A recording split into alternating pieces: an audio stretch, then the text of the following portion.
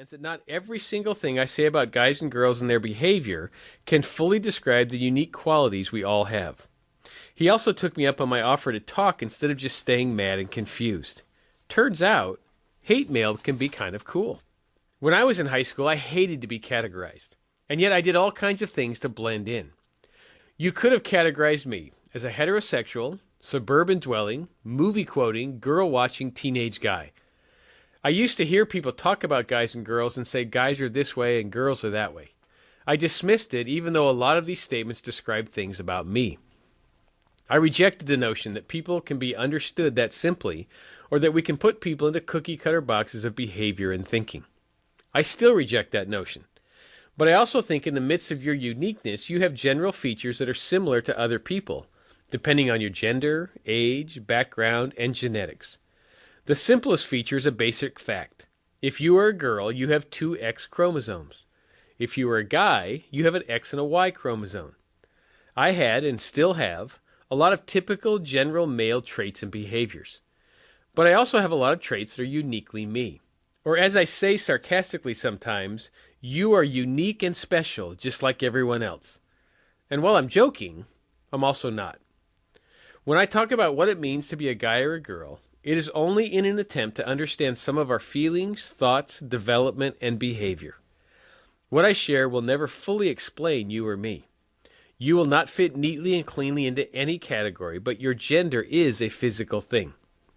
Your body, your brain, your emotions, and the way you approach problems, romance, conversations, and friendships are all affected by whether you are a guy or a girl.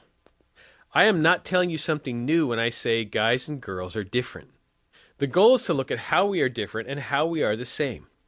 By first doing this, we can learn to understand each other so that something else can happen. We can learn to treat each other well. We can learn to empathize with one another.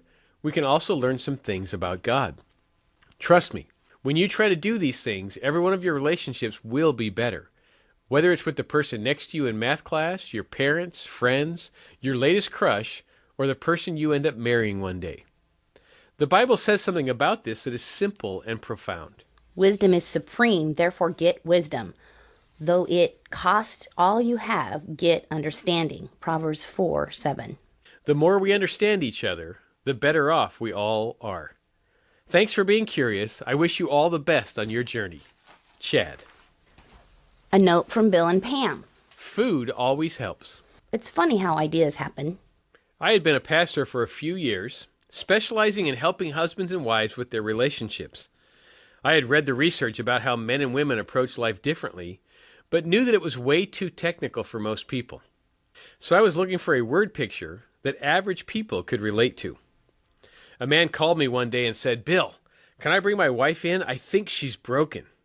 When they sat down at my office, he looked at her and said, "Go ahead."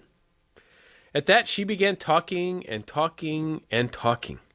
He looked at me, he looked at her, then looked back at me and said, "She does this all the time. I think something's wrong." In a spontaneous moment, I thought, guys respond to food, so maybe I can help him with a food picture. So I said to him, think about your wife's conversation like a plate of spaghetti. As soon as she has touched every noodle, she will finish talking. In response, he said, okay, leaned into the conversation, and really listened. Maybe for the first time. It took a little over an hour, but remarkably, she finished talking. He frantically turned to me and asked, "What do I do now?" "Nothing," I said. "Just thank her for sharing and say nothing." She leaned back in her chair with a content look on her face and confided, "That was incredible. I can't believe how important I feel to my husband right now. So what's a guy's side of this?" Well, I quickly glanced at my watch and told him, "We're out of time today, but we're going to meet in a couple of weeks. I'll let you know then." After they left, I told God, I have 2 weeks to come up with something. Please show me what the guy's side looks like. A few days later, my sons were making toaster waffles for breakfast. As the waffle popped up, I thought, that just might work. I explained to the couple that men are like waffles. Our brains have lots of little compartments. We put one thing in each box and then deal with one box at a time. I told the wife that she had to stay on whatever subject her husband brought up, and she could not change subjects at all. It was hard for her, but she responded to my prompt.